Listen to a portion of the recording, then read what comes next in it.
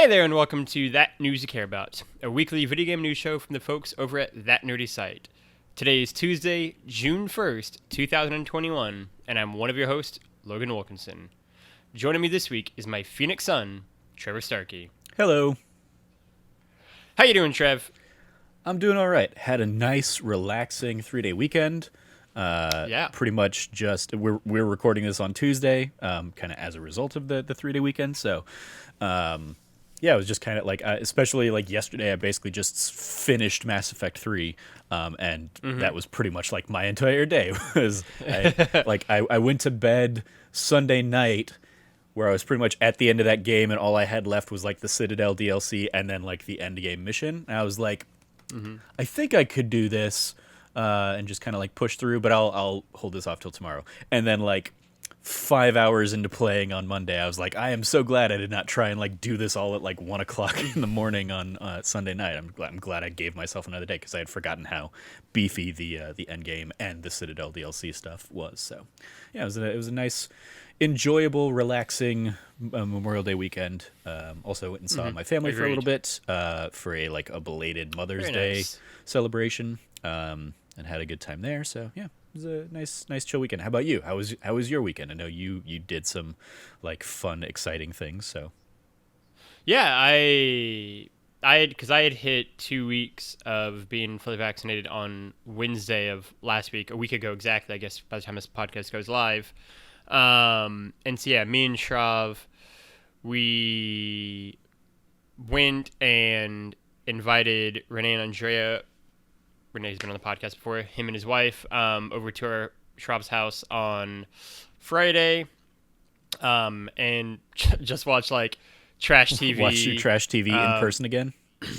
Yeah, with the four of them, and ate Indian food and just kind of stayed up until like 11:30, 12 o'clock, just like talking and getting to like catch up like in person, and that was really nice. And then yeah, on Saturday we went to San Antonio, which is like my first trip outside of Austin in 14, 15 months, even if it was only like an hour away. And yeah, we only spent like 24 hours in there. We pretty much got there like 3 p.m. on Saturday and left by like 3 p.m. on Sunday.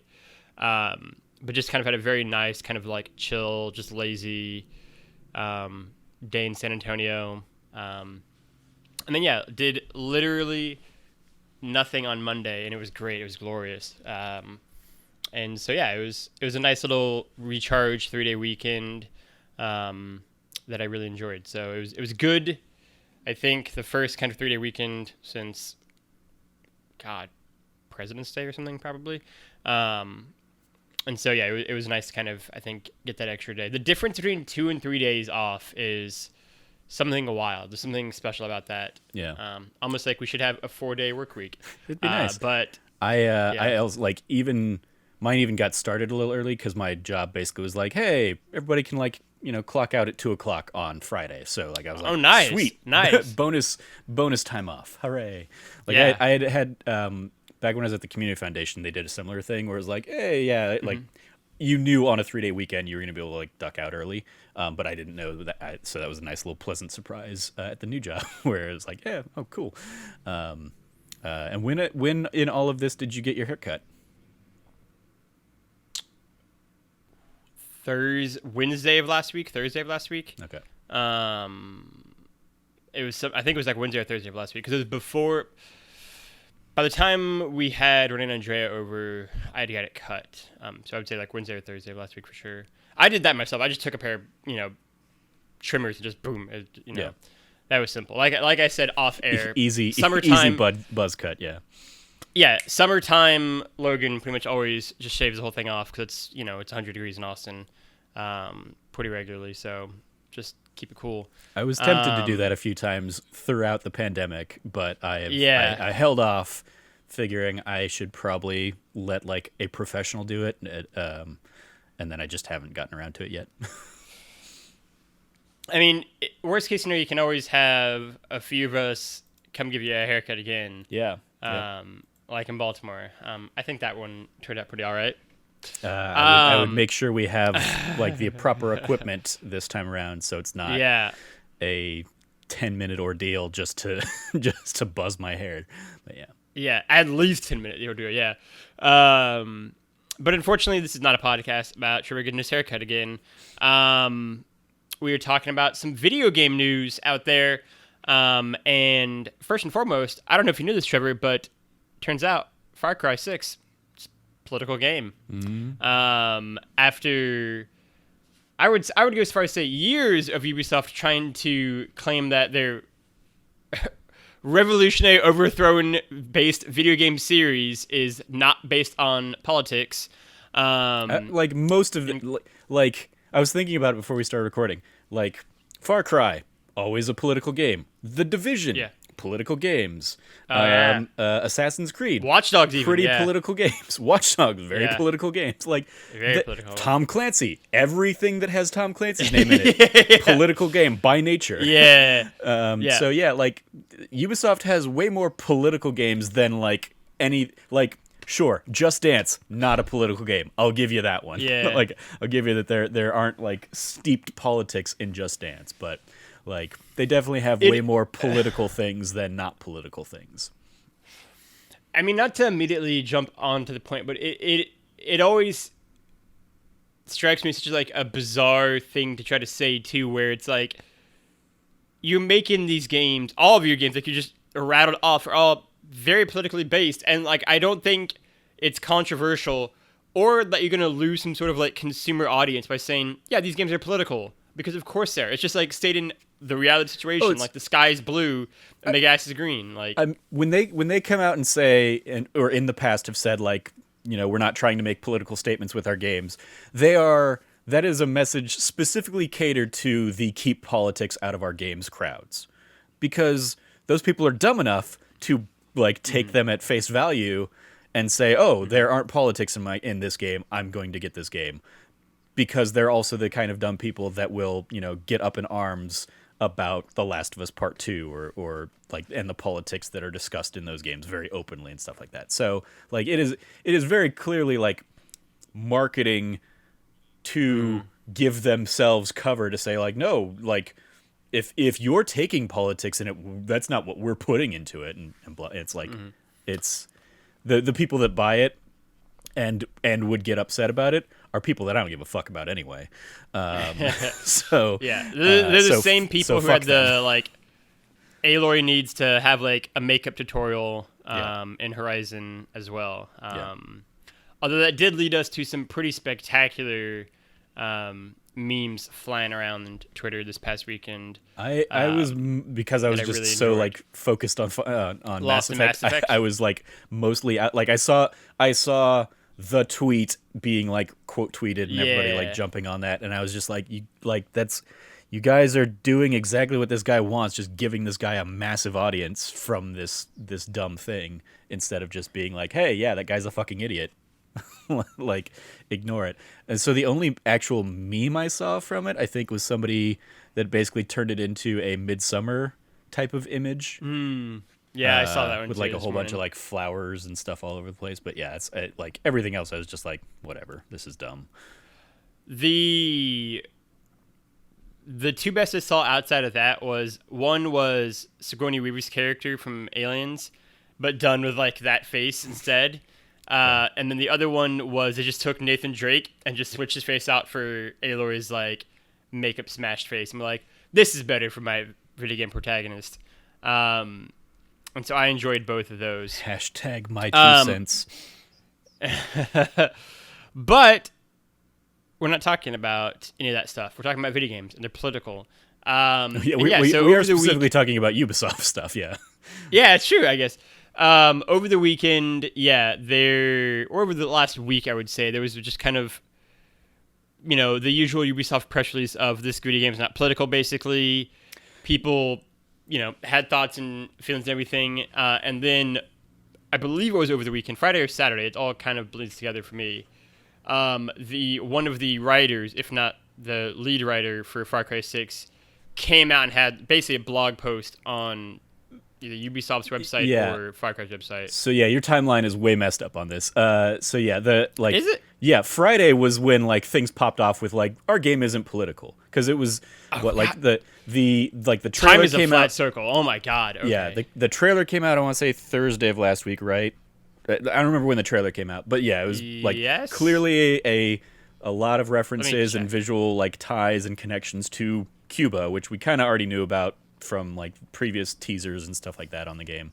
And what popped things off and like reinvigorated this conversation again was the narrative director did an interview. Navid Khavari did an interview with thegamer.com talking about how he specifically said like, you know, we're not trying to make a political statement about what's happening in Cuba specifically, but he did talk about like the idea that you know there are very clear allusions to Cuba and stuff like that, and so that got picked up, especially because I think the Gamer at the time basically tagged as like not trying to make a political statement with leaving the context of like about Cuba off of it. So a whole bunch of people took that and ran with it. And while that in and of itself is still a very stupid statement, because if you've created this world, Yara, that is a very clear allegory to Cuba, and you even talk about the idea that you like, you know, consulted with, you know, guerrilla fighters or people that, you know, have studied guerrilla warfare and stuff in Cuba in particular, like you're making a political statement about Cuba. You're just giving yourself like the leeway. It's like, yeah, you couldn't have renamed Montana in Far Cry 5, you know, Montuza or something like that, but like setting it in a fictional Hope County or something is pretty much the same kind of like coverage that you're trying to protect yourself from. And so yeah, not until yesterday, Monday, as we're recording this, Monday Memorial Day, did he come back and have a blog post on Ubisoft, basically say like, starting out, our story is political, and basically it was a response to everybody taking the weekend to dump on Ubisoft for another our game isn't political kind of like PR beat. And so the same guy basically came out and said like, our game is political. Of course our game is political. Yeah. I'm just meant we're not specifically making a comment about Cuba or the current political climate in Cuba. And I still would argue, yes, you are. You're just not calling it Cuba. Sure. But also, so Cameron and I talked a lot about this on this week's That Nerdy Site show because we responded to a lot of the trailers and stuff this last week, and Far Cry 5 or 6 was probably the biggest one we talked about. But it was more, we weren't even talking about this side of things so much as we were talking about just how, like, in this context, yeah, Far Cry 6 is not going to be as political as all of this is making it out to be, because they always shy away from that. It's always just dumb power fantasy things of like, hey, we're going to set it against this backdrop, but really this is a game about like you just going out and shooting a whole bunch of things. And bad guys are bad. Yeah. Now we've given you 50s and 60s cars to do it in because Cuba and you know, that whole aesthetic and stuff. So it's not going to, like, Cameron and I specifically talked a lot about how, like, Far Cry 5 really missed the mark in how political it could have been, especially given, like, world events Far Cry 5 and the bad. conversation. Yeah. And Far Cry 6 is going to be the same kind of thing. Like, I don't expect that it's going to, you know, like, the feathers that got ruffled this weekend over, like, this game not being political. It's like, but, like, look at their track record. They try and play it as safe as they possibly can. Yes, of course, there are politics in this, but they're not going to come out here and really take a stand saying, like, hey, like, U.S. was wrong to be, you know, doing everything that it's done over in recent years or for the last 50 years or whatever. Like, they're not going to come out and do that. It's just going to be, it is what they described it as, guerrilla fantasy, where you're just, you know, being empowered to be a guerrilla fighter against an oppressive regime. There's like, it would be like, you know, and Bethesda, to their credit, never did this, but like if Bethesda came out and was like, Wolfenstein, we're not trying to make a political statement about Wolfenstein, the new Colossus or something. Like, they, to their credit, came out and said, like, fuck Nazis. That's like, how hard is that to believe? Of course, our game is not a lot of middle ground on that one. Yeah. So that's kind of my thoughts on this whole thing. Is like, I joked when we talked about this being the topic. I'm over the will they won't they relationship that Ubisoft has with being political, because their games are, as we kind of like listed at the beginning, like, are inherently touching on political topics. They just try and give themselves coverage by having a very specific definition of what political means for their PR beats. Like, and that is, hey, we're not talking specific names of political leaders or anything. And they kind of like, they stray away from specifics or direct, comparisons or allegories, but like, there's politics inherent in most of their franchises. And it's not really up to them to like say what politics people take out of them. There's a great Washington Post article that came out today in response. That's basically the header of it is, we shouldn't need Ubisoft to tell us that Far Cry 6 is political. And it basically talks about like, hey, it's not on their PR team to define if this game is political or not. It's on the reaction that players and critics and anybody who plays this game have after the fact.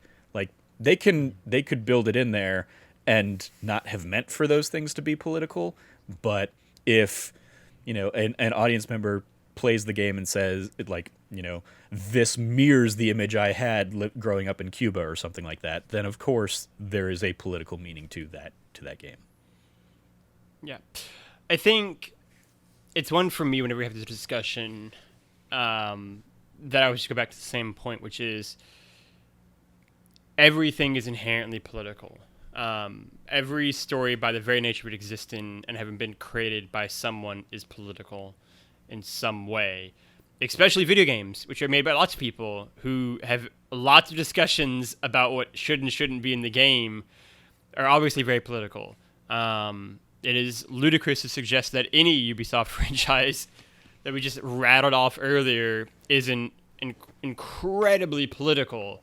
It's just very disappointing that they don't own that and really run forward with it, right? When you're getting beat on the our game is political front by like Call of Duty, you're doing it wrong, right? Or if Call of Duty can say, yeah, our game is political, obviously we have a point, we don't like these people, that's not a great start, right? Like, I think what always bothers me is that Ubisoft has such potential to really tell really great stories where they just have, they have these such well fleshed out worlds and characters, and they can really delve into the complexities of the situations, right? Whether it is Watch Dogs or whether it is,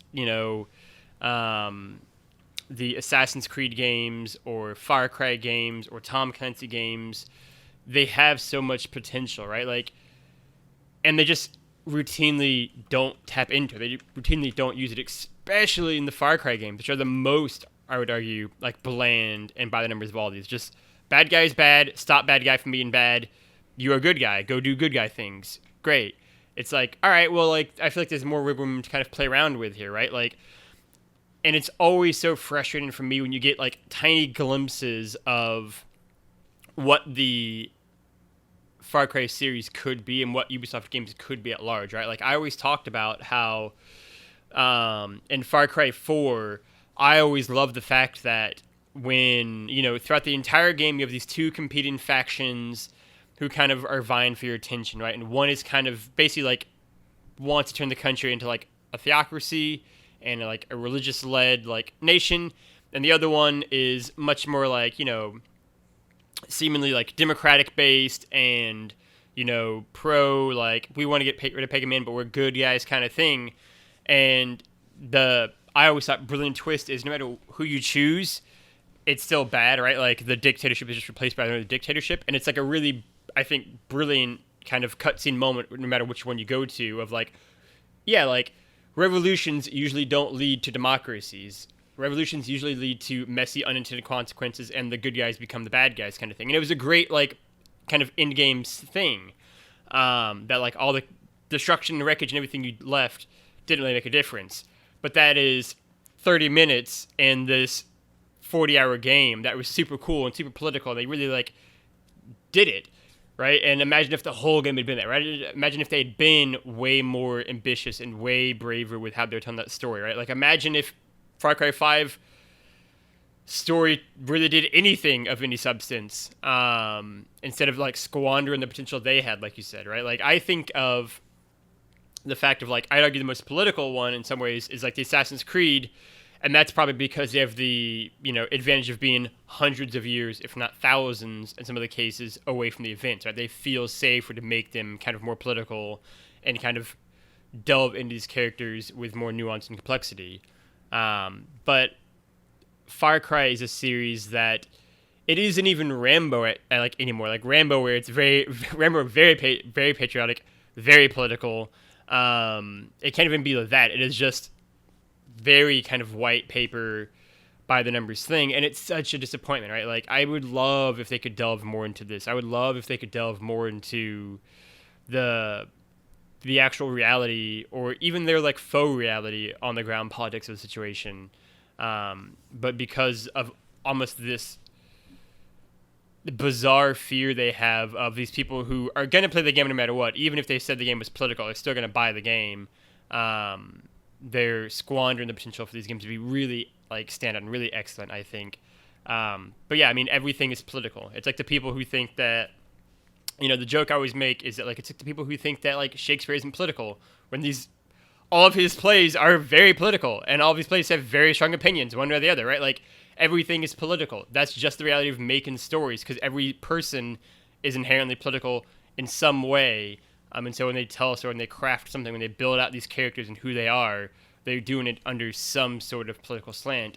And that should be embraced and just say, yeah, everything is political. Everything everyone does constantly is just political. All stories by their very nature are inherently political. All video games by their nature are inherently political. This is to me is like the road. We're just going back in like Pinwheel Circle, a conversation of like, yeah, like video games are political. It's okay, guys. We can admit it and embrace it now. Yeah. Again, it comes down to trying to appease the people that are out there commenting like, keep politics out of my X, Y, and Z. Because those people are quite happy with whatever the status quo is and don't want to confront any of that other stuff. And don't want to see the world as political, don't want to hear other voices that dissent from their own opinions and stuff. So again, I go back to fuck those people. Games are political. I mean, and like, deal with it. You hit that on the nail for me, which is just the reality of the situation of, they like the status quo because status quo probably benefits them, right? It's usually okay. It's usually pretty chill to like the status quo, and the status quo is working in your favor. But yeah, it's a disappointment. They're the same people who who can watch all of these films, whether it's like Alien or Terminator or Star Wars, and be like, keep the politics out of this thing, missing the fact that they've all been inherently super political from the very beginning. George Lucas, a known non-political filmmaker, George Lucas, right? Yeah, JK, LOL. I mean, or like Star Trek or any of the things that are just every sci-fi franchise you love, very political. All the superheroes you love, very political backstories and very political origins and how they came into being. And sometimes not even that hidden, right? Like it's not that hard to discern who the empire is based off of in Star Wars. It's not that hard to imagine where the origins of like Superman and Captain America and Batman came from. It's not that hidden, but apparently for some people it is more so than others. But we're going to move on because I'm actually kind of excited to hear your thoughts on the second topic of the show, Trev. Hey, a little game called Mass Effect 3 came out. I think, almost a decade ago now, maybe more than a decade ago now, I guess. I'm trying to get my timeline mixed up here. I think it was 2013. Is that right? 2013, so 8 years ago now. Mass Effect 1, I think, was 07. 2012, sorry. 2012. 9 years ago, Mass Effect 3 came out, and boy, howdy, did people have some feelings about its ending. Probably. That's been brought into debate by Cameron Abbott, but we're going to say they did. Trevor Starkey did not have beef with the ending, but also loved the DLC that kind of came afterwards to kind of help fix the ending, as some people said. I've always been really intrigued by everything surrounding the Mass Effect 3 ending, both fans rising up to demand a better ending and demand, it be fixed and we get something different. The idea that the DLC is great, so if you did like the ending, if you never thought the ending should be kind of switched to begin with, kind of the conflicted nature of that, and then also the repercussions and legacy of changing things based off audience reactions, and we'll get into a few examples of that as well. Trevor, give me your thoughts on both the ending of Mass Effect 3, the Citadel DLC, and kind of the reaction in general from it all. Well, so there's especially since you haven't played them, there's a lot to like. The Citadel DLC is apart from the controversy that like stemmed around the ending itself. That was basically like, hey, here's add-on content. They did a couple DLC packs that were like always planned of like, hey, we're going to give you more stuff. Like the game is done, but we're going to give you more things to play, reasons to come back and play the game. Mm-hmm. And the Citadel DLC was like the final hurrah of like it was the final piece of DLC. But with the ending specifically, there was the ending that game came with at launch, and then a couple months later, they basically released a free extended cut ending that was the thing that was more in reaction to the feedback from the original ending. So yeah, it's all very fresh in my mind because I as we just did it, just finished the game yesterday, yesterday, and yeah, as you kind of touched on, like going back to 2012, I didn't really have a problem with the original ending. That chip with the game, all that, I was more or less fine with it. I thought the entire game as a whole has always been kind of what I see as the ending of the Mass Effect trilogy. Mm-hmm. And I always have also subscribed to it's more about the journey than the destination kind of a mentality to storytelling. It's the same reason that like I typically am not so beaten up or devastated if something gets spoiled for me, and sometimes I will even seek out spoilers on a story or something, because a film is about more than one moment of a movie, or a series of TV is more than just one line of dialogue that turns everything on its end. It's about how we get there, and for me, Mass Effect, the entirety of Mass Effect is that journey. And I can also see, though, the flip side of why people got up in arms about it, because Mass Effect as a trilogy is designed in a way that it feels very personal because you've made so many of these choices. So it is your story, and if that story doesn't end the way you wanted it to end, like they were never going to be able to appeal to everybody. It was very much a the game kind of blew up outside of any kind of scope that would have been manageable in managing those kinds of expectations, without creating like a million different like ways to end the story or something like that. So the fact that it does kind of like do the, like Greg always talks about with like Walking Dead, the like filling in the coloring book kind of Telltale. That's the example I was going to use too. Side of things of like, hey, yeah, everybody's still going to get like they're going to kind of circle around back to one of these kind of like core endings that we've created, but the details and the colors that you've used are going to be different person to person. I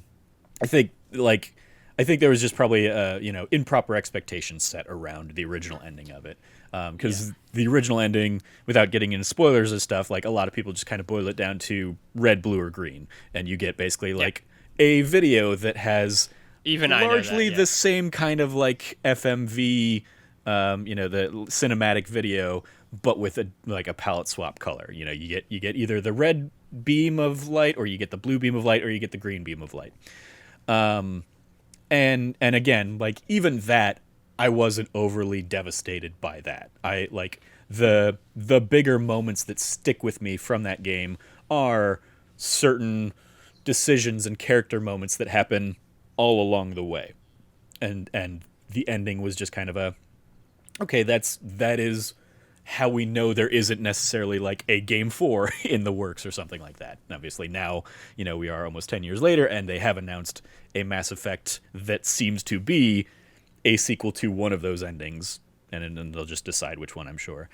But yeah, then the backlash was crazy, and people got up in arms about it. And again, as you kind of alluded to, Cameron has said, or has introduced the idea in talking with him in recent months, that if you were in the Mass Effect and the BioWare forums at the time, there was actually a lot more positivity around it, and people being supportive of the devs, and it being, I liken it to like when the community behind No Man's Sky saw how much crap the No Man's Sky devs were getting, and as like a gesture of like goodwill to the devs, bought like the billboard across the street from their studio or something and said like, hey, thank you for all your hard work.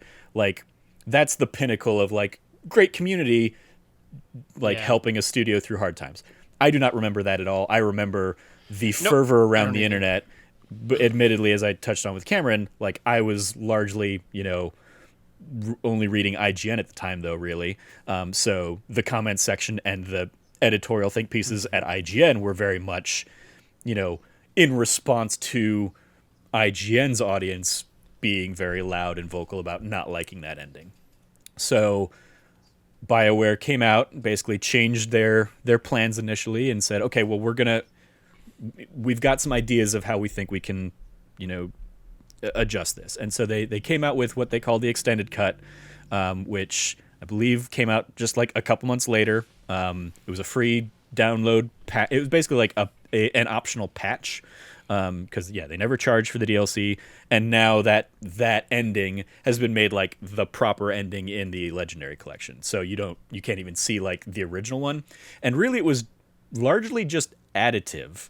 It added like extra conversation dialogue. It added like extra cinematics that were based on how well your ending was, how other things you had done in the game. Like if you had helped certain planets together, you would get like a little 2-second shot of the fighters on that planet and how the war was affecting them or something like that. Of the people toppling Emperor Palpatine's statue in Coruscant, yeah, a little bit, and then you would also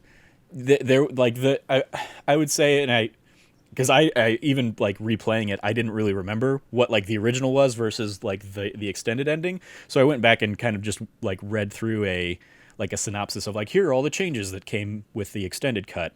And I would say the big like central showcase of it was like a narrative dialogue thing that happens kind of at the end, basically like with one, like a character based on which ending you get, because there's still really only like there's 3. They kind of added a 4th ending option, so there's really only 4 options. 3 of them get like this little narrative ending beat that feels very much like the end of a Fallout game, where it's like war never changes, and then they kind of go through little images or vignettes of the different parts of, in Fallout, the wasteland that you helped or didn't help based on the side quests you filled out.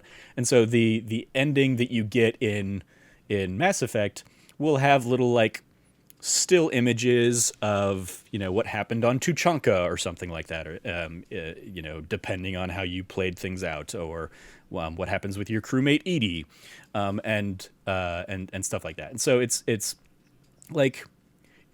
is a better ending because it is more fleshed out. There is more there. You are getting extra little closing beats with a lot of these characters that you didn't get the first time around.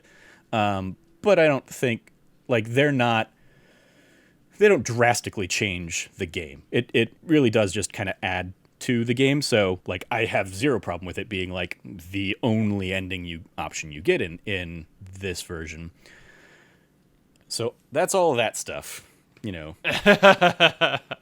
a bow. And then, as I said, kind of the Citadel DLC was the final DLC that came out. There were basically two big expansions that came out for Mass Effect 3. There was the Leviathan DLC, and then there was the Citadel DLC. Leviathan adds a lot of cool lore stuff back to like the beginnings of, you know, the cycle that's going on here. Cameron would love it. Cameron does love it, I'm sure.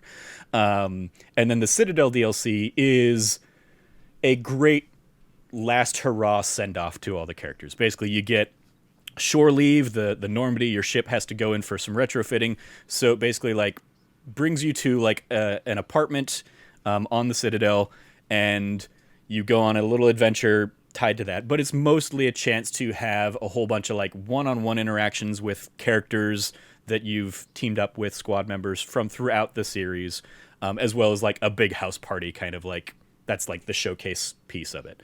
And so it's one last chance to just love spending time with all these characters, especially if you had, you know, very good endings where most of those characters were alive, because it is very dynamic. Like, and if, you know, characters died in Mass Effect 2, they're not going to show up in your party suddenly, but they might have, you know, there might be a little message left behind that, like, you know, oh, I found this recording from so and so, and you get like, even there you'll still get like little send-off beats for them. So that was very much like a fan servicey kind of ending, and it remains, as I tweeted out this weekend, it is my favorite DLC of any game ever, and that's because of how much I love the characters and how well written they are and the interactions and stuff like that. And Citadel in particular is like a great opportunity to see a lot of those characters that don't normally interact throughout the series interacting in the same place, and what would it look like if Samara and you know, Caden are having a conversation together or something like that. Like what do those you know, hypothetical conversations end up looking like? So that's where, like, but it takes place before the ending of the game, kind of thing. Because the ending of the game is the ending, and you can't then suddenly go back and do those other things. So it was like a fitting send off to what a lot of people loved about that game, the characters and the dialogue of those characters, even if it is something that ends up, you know, playing out before the final moments of the game. So, like, a lot of people will say, like, that was the true ending of Mass Effect, was getting that one last hurrah with your teammates before, you know, you go off into the end game of the game. And that's very much how I played it. I basically made sure I did everything else in Mass Effect 3, and then when it was like, hey, if you do this mission, that's you're on the path to the end game, I was like, okay, now I can go and do Citadel and do all that stuff and enjoy all my time with those characters. And so yeah, that is the saga, I guess, of the Mass Effect 3 ending / DLC stuff. And then in terms of, you know, that being one of those cases where, you know, fan backlash ended up having, you know, people change their ending or whatever. I likened it to, before we started recording, it was kind of a precursor to, you know, Sonic the Hedgehog being redesigned and stuff like that. Yeah. I imagine, like I tweeted this out today too, because there's a teaser image going around of Cate Blanchett as Lilith from the Borderlands movie that's coming out. But it is just her in silhouette. We don't, like, all we see is like basically like her outline, her silhouette, really. And so I basically said, like, it's fascinating that this is the first thing they're showing us about the movie, because I think what people are really going to react to is if we see an image next week and she doesn't look cel-shaded or something like that. What is the audience going to think about if that is how they're doing it? And, you know, I would like to think they realize that, hey, there's a reason cosplayers and stuff do a ton of fun things with the Borderlands characters, so they know that that's probably the look they should lean into. But if they don't, it's going to be a very interesting conversation. And I don't think we'll end up seeing, like, oh, well, they're going to suddenly spend a whole bunch of time putting CGI cel shading on Cate Blanchett and Kevin Hart and stuff like that. But you know, it'll be that is, I think, the next potentially rabid fan base that we have a potential, like, backlash towards. I mean, we also have, you know, whenever we actually see some stuff about Uncharted, what's that going to look like compared to, you know, the Uncharted games and stuff. So Uncharted's an interesting. I mean, not to get too speed and track. First point, great retelling of Mass Effect 3's and DLC extensions. Anytime we talk about the game, always think I should really play that. Second point is Uncharted's a weird one though, because like, does anyone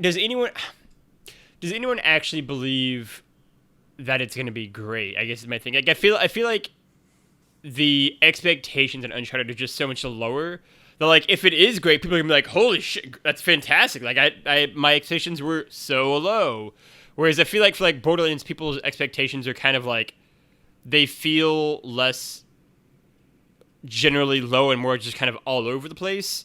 And so I could see people being more upset about that. And also because, like, I don't know, like, Tom Holland is Nathan Drake. Mark Wahlberg is going to be playing Mark Wahlberg, basically. And so I feel like you kind of know what you're going to get. Like, it could be really fun and good still, but more than likely it's going to be like, yeah, it's going to be fine, probably. And we have the games to fall back on. I thought the easy picking one that's not in video games, to be fair, but that you were going to pick on was Star Wars, and just like anything involving that franchise, really. Basically since Force Awakens, every movie has been, whether it's Last Jedi, Solo, Rogue One, or Rise of Skywalker, has been just like brought under controversy and like switched directors, and fans been raging about everything. And I guess I just don't see them as like changing. I mean, I guess especially after like Last Jedi, there was probably a significant change to like the direction for Rise of Skywalker. But even there, like even before that, there were already changes going on behind the scenes for Rise of Skywalker. We've talked about in the past, like Colin Trevorrow got pulled off of Rise of Skywalker after another one of his movies just bombed terribly, and people were like, hey, maybe we shouldn't give him the keys to the castle of that last Star Wars. I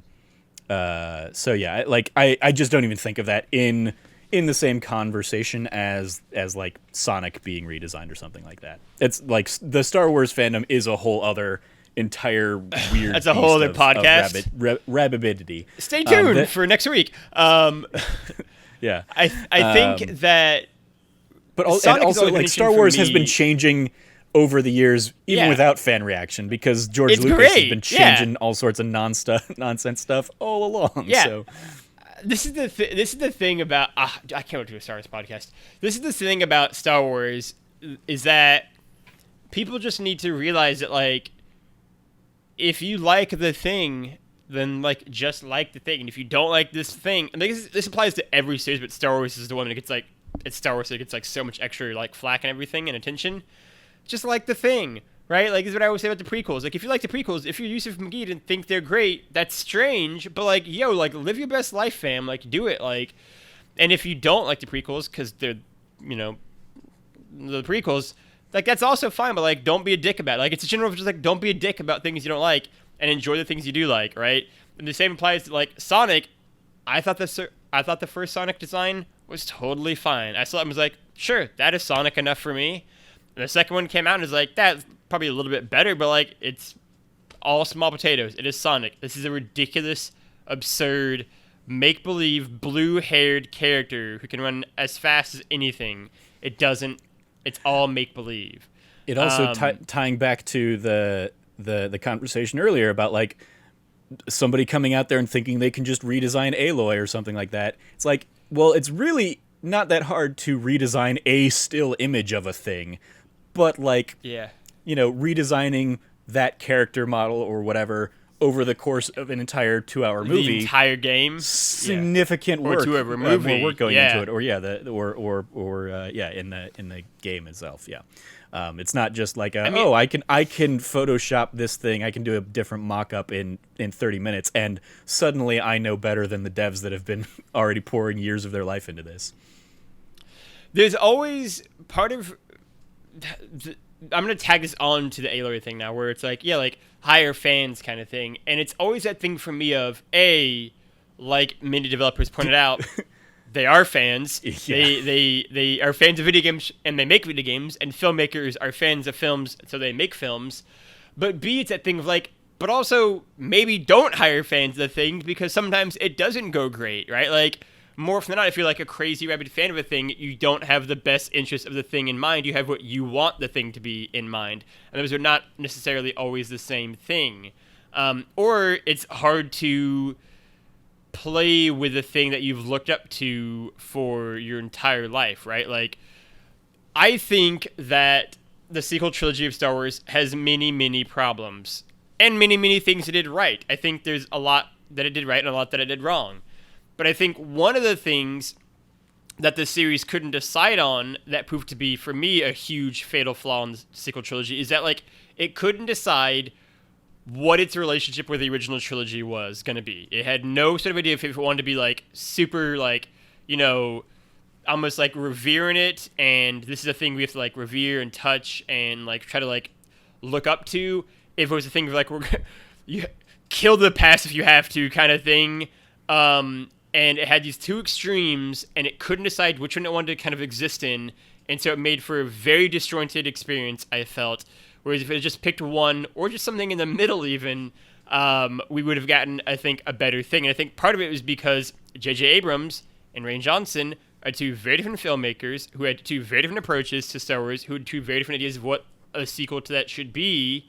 Again, almost like you should have picked one director or one person to oversee the series, but that's a whole we will podcast. talk about this at length in our Summer of Star Wars on that D Plus show. But I mean, like, my response to that is, well, you had one director for the prequels, and the prequels, I would argue, are not great either. So, like, no, maybe no, I mean, but I think that's not the ideal solution.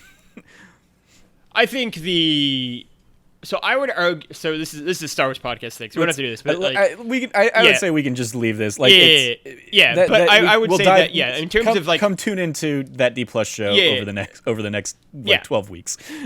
100%. But in terms of like the idea of like fans running things, I think it's fairly clear that fans are people whose passions are involved to a good deal, and so it becomes harder to discern what is an objective good idea or bad idea, however objective it can be, versus I like this thing, I like this character, I like this plotline, I don't want anything to happen to them, I don't like this one, fuck that person kind of thing, right? Like, it's part of why I always go on to like the people who have like weird beef with Game of Thrones in like that whole series and that ending, where it's like, yeah, but like this is the ending. Like, this is the ending. Like, it's not that the ending was done badly. I mean, the ending was probably done badly, but it's also the thing of like, what you always envisioned in your head was just your fan theory canon. It wasn't that it was like, oh, the ending was bad. It's just like, it didn't do what you wanted it to do. And also could be bad. Both can be true, but like, I think fans have such a weird experience with how things should end because they just build it up in their heads for so many years. And whether it's Mass Effect, whether it's Star Wars, whether it is Game of Thrones, anything where you invest a decade plus trying to, The Sopranos even, where you try to guess what it's going to be, you've built it into something that it more than likely can't possibly reach or can't possibly be, because if it deviates from that ending, you're going to be upset now.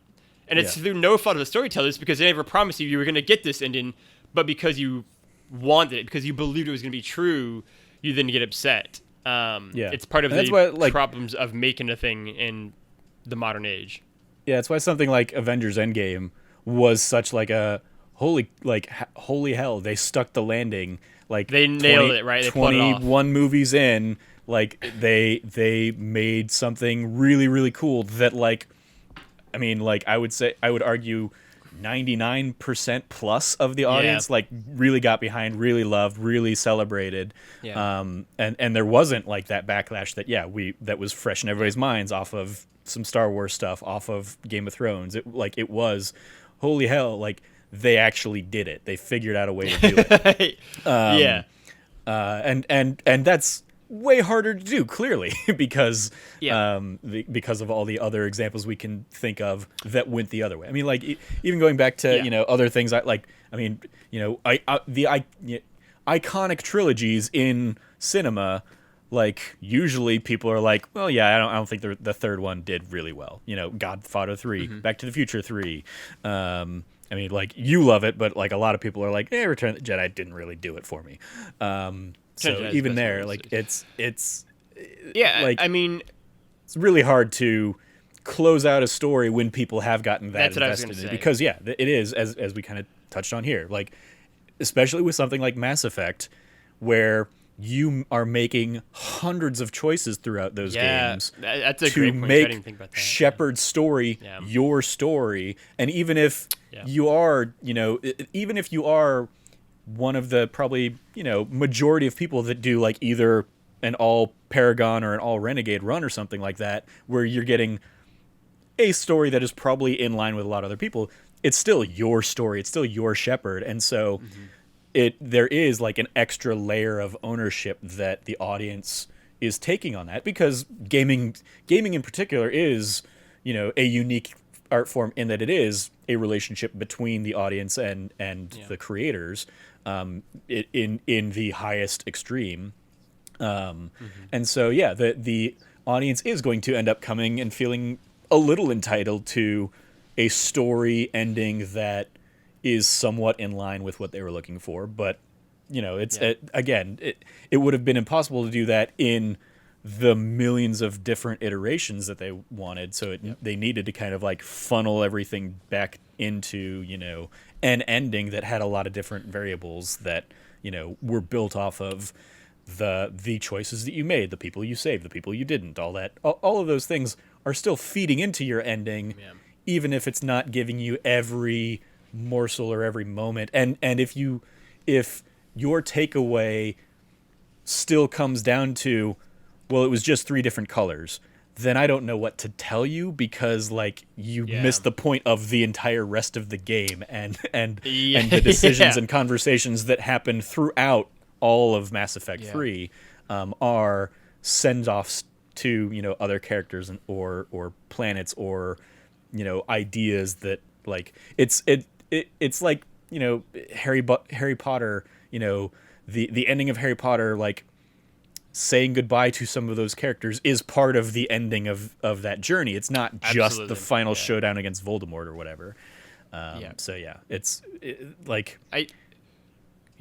is a very, I get that it's a very personal thing, and I get why people, had that kind of like visceral response, but at the end of the day, it was still BioWare's story to tell, with the audience playing another character in the game itself. I think I like this topic a lot now. I mean, endings are hard. I mean, like, it's that thing, like, that is in some ways the hardest part of telling a story, is how you end it. And I think that becomes even more of a kind of lumen factor the bigger and more successful a, story, whether it's a book, movie, game, TV show, anything, becomes, especially as you get multiple installments into it, where people just carry so much within it, right? And especially an example like Trevor gave of, Mass Effect, where you are making an adventure, right? Or something like any of the Telltale games, but even something that's not, right? Like Uncharted, right? Like Uncharted 4, you carry so much of, I think, of that series with you by that point, right? Like, endings are hard to nail, and I think it's really, really easy to find examples that didn't work. We did a podcast about this for Patreon like a couple months ago, right? And yeah, it's really hard, and you just have to kind of hope you don't do a How I Met Your Mother example, where like you just like fracture like half the fan base kind of thing. But like, they're not easy, right? They're really hard to do, and I think it is very rare where an ending is the best part of something. I think, again, that Return of the Jedi is the best Star Wars movie. I think Last Crusade is the best Indiana Jones movie.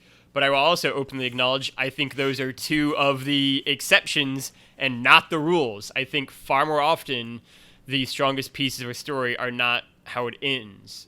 It is, like Trevor said earlier, it is far more about the journey than kind of where it takes you. And I think that is something that has taken time for me to learn as someone who consumes content and consumes media and consumes stories. But I think once I opened myself up to that idea, I found myself enjoying these things much more, because you get, I think, a little bit less worked up about, this isn't how I want it to end, and more like, it's a hell of a journey to get here, though. Right? And I think endings aren't easy, right? Like it's that thing of like it is kind of the hardest part of the thing to bring down, right? Like it's not easy to do, and I think Mass Effect 3 probably gave it the best ending that could ever have, right? Like how do you like, especially for Mass Effect 3, right? Like I always think about it's a nightmare in like an Infamous game, especially like Infamous 2, where they're just so divergent. But Mass Effect 3 is basically that times 3. You've had 3 games basically to keep divergent further and further apart from other players and other players' arcs and stories and worlds and character paths. And so at a certain point in time, they have to bring it together. Otherwise, they're just making completely different video games. Video games in some ways are the hardest to end when you do branch and pass like that, because it becomes so complex and becomes such a like butterfly effect thing. And so I think you have to embrace it. I think you have to embrace the fact that you're going to diverge out really far like a diamond and then kind of come back towards the central point with different shadings of an ending. And I think, I mean, like going off of that, I think Game of Thrones is a very interesting look at that kind of idea, because like the ending of Game of Thrones, the show, I can't imagine is too disparate than like what George R.R. Martin has in mind for the ending of the books. I had this conversation the other day. Yeah, there's no way that he signed off on that and was like, yeah, I'm going to do something completely different. If he does now, like, if we ever even get an ending to those books, who knows? But like now, if he does, like, it will always be tinged with well, did he change it because of the backlash to the show, or were those ideas? Because I look at Game of Thrones, and one of the things like lauded and celebrated about Game of Thrones is like the number of people that die throughout, those early books. Yeah. It's like, well, yeah, because he knew that these characters weren't integral to the broader story that he's trying to tell. So like their deaths are always serving a purpose, but they were never like intended to make it to the end of the saga anyway. So it is like that is the ballooning out, and then basically what we haven't gotten in the books is the diamond coming back, but we've gotten that with the show now. So like when people were annoyed at the end of the series of like people surviving, it was like, well, yeah, because those people are what this story has always been about. We just know that now, and we didn't know it in book 1. When book 1 is set up that Ned Stark is set up as this titular character, that's with a very particular purpose to make his death impactful. But his like in the long arc of the saga, it was never about Ned getting to the end, because that just wasn't the story that was being told. And so yeah, it's like, that was one of the fascinating things watching the end as everybody else was watching it, and just being like, you guys realize, like, no, it's not about everybody dying at the end now. It is about like, this is your fellowship. Like that's what this story is at this point. There's another one, like the Fellowship of the Ring, like you lose one person in the Fellowship and nobody else dies after that. And so it's like, well, yeah, that's what this story was about. It was about all of those other people's journeys, not just that first chapter that like you thought was really cool because of all the things that were happening.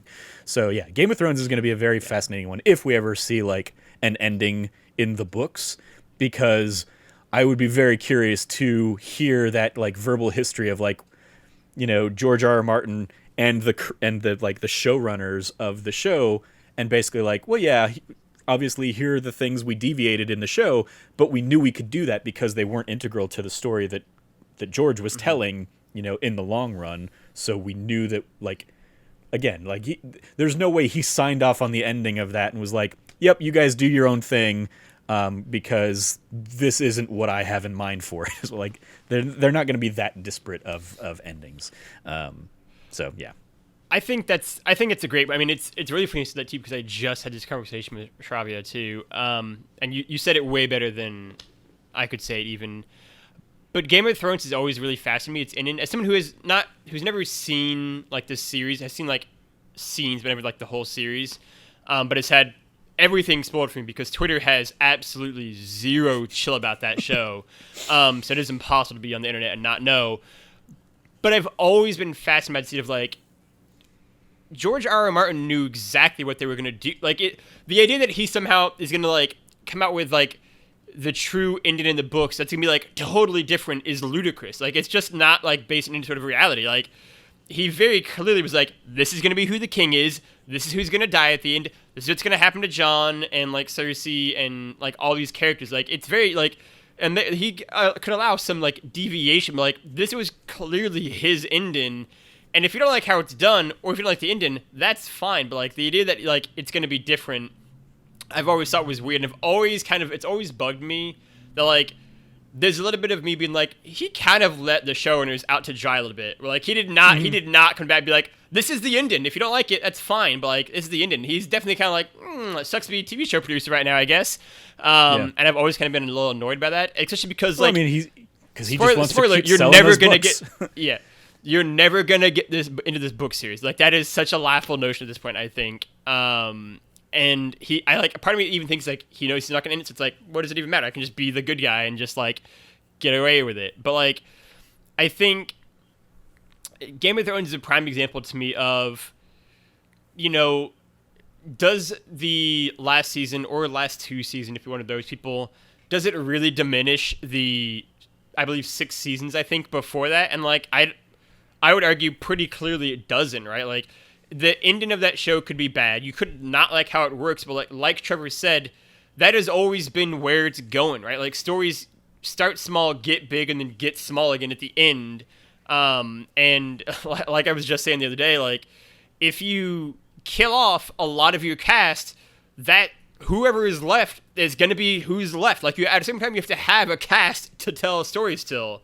And like, he wiped out a good chunk of the cast, and it was like, all right, these are the people that are going to kind of be the main, here's the story for the last few seasons, last few books. Like, this is what it's going to be. Like, this is what I have in mind, right? Like, it's not that he killed Ned Stark and was suddenly like, oh shit, I have to like figure out a next ending now. It's like, no, Ned Stark was never going to be at the end of this series, right? Like, Grand Moff Tarkin was never going to be in episode 6 of Star Wars, right? Like, they were never going to be that far into it. These deaths, just like Sean Bean in anything he's in, like, they were never going to be there at the end. And I think this idea that, like, storytellers or writers or producers are just like, figuring everything out as they go along is not usually, I will say, how it works, especially in something like Game of Thrones, where you have someone like George R.R. Martin who is like, yeah, here's the ending. Like, he very clearly would have given them the ending and said, this is it, do this story. Spoilers for just real quick, one last example. Spoilers for the end of the Harry Potter saga, character spoilers and stuff. But like, I mean, 13 years old. Because J.K. Rowling has come out multiple times and say, like, there are some people that survived that she had originally in an earlier draft killed off, and then some people that she killed off that had originally Arthur lived. Weasley is the one I always exactly think like about, Arthur Weasley lives throughout the series, and I think like in exchange, like Fred, I think Fred was always gonna, or one of the Weasley brothers was always gonna die, but like Tonks or Lupin or somebody dies basically like in his place. Was like effectively like the trade she kind of makes. And who's not integral to like the final battle at Hogwarts? Either of those characters. So like,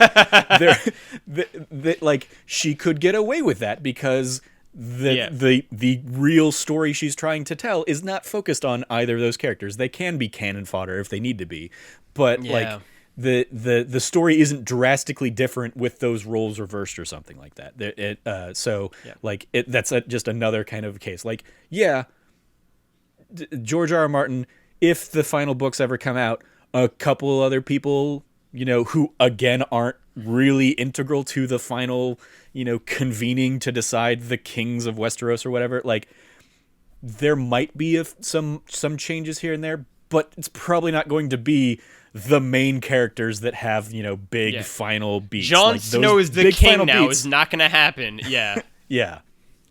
So that's like it, and again, if it does, there's going to be a lot of, things that are going to be written about like, well, this wasn't always the plan. And that's where I think you'd see the showrunners come out and be like, no, like, oh my God, we ended it the way like that he knew, like, so don't put this on us kind of thing. So that's the thing. Like, if he ever were to do that, like, oh my God, like I would love to be a fly on the wall as they find that out and they get just, because like, with every right to be, because they would, again, they've been left out to dry for like years now, and like that would be the ultimate, just like him saying "fuck you, get wrecked," and I would be totally on their side as they just came out and said, "You absolutely gave us this ending. Like, don't try to put it on us." But if suddenly Lady Stoneheart, who got cut from the show because of how unimportant her storyline was on the show, becomes the Queen of the North at the end or something like that, everybody's gonna be like, "Fuck you." Yeah. But Trevor, I believe you have a shout out for us this week.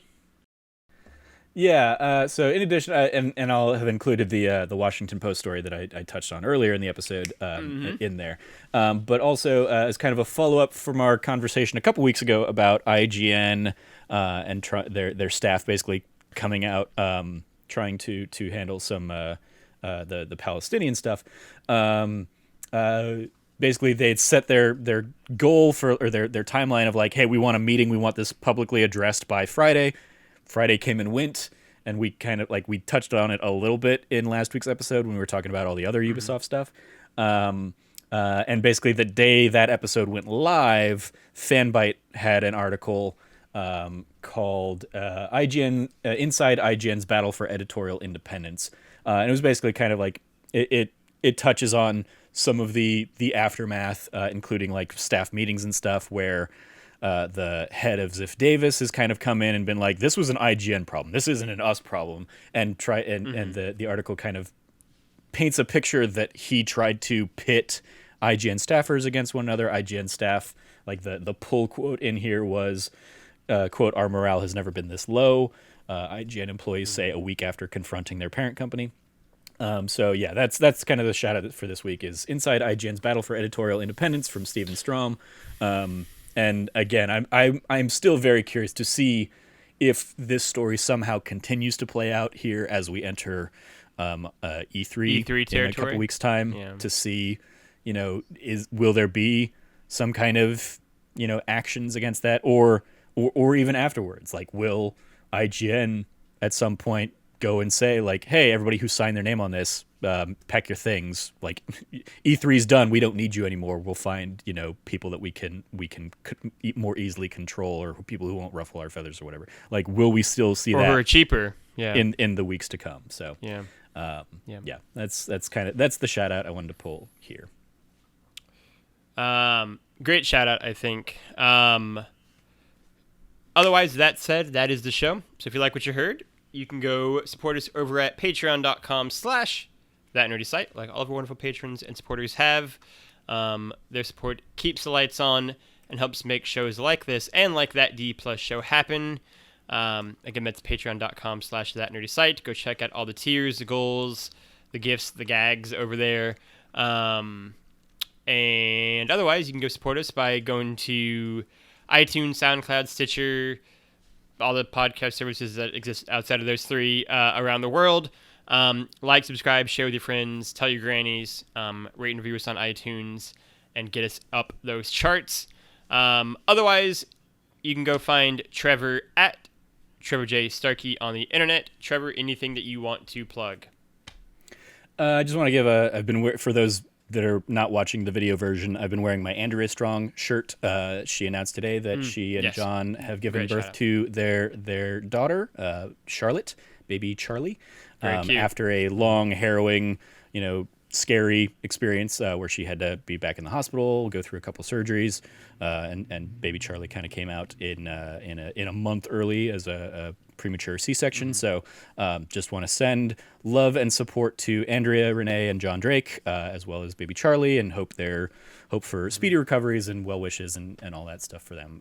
They clearly have been going through a very tough time the last couple months. So just sending some love their way in lieu of any kind of real internal plugs here. I guess we talked about it enough in the show, but also we're starting the summer of Star Wars on that D+ show this week. So tune in for a whole bunch more Star Wars talk as we go through movie by movie of the Skywalker saga.